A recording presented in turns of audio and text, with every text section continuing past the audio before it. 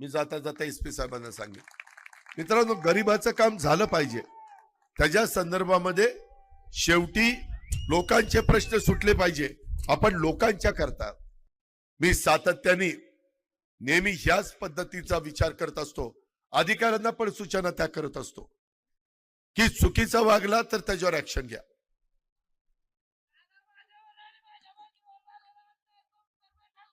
होय, भेटेल.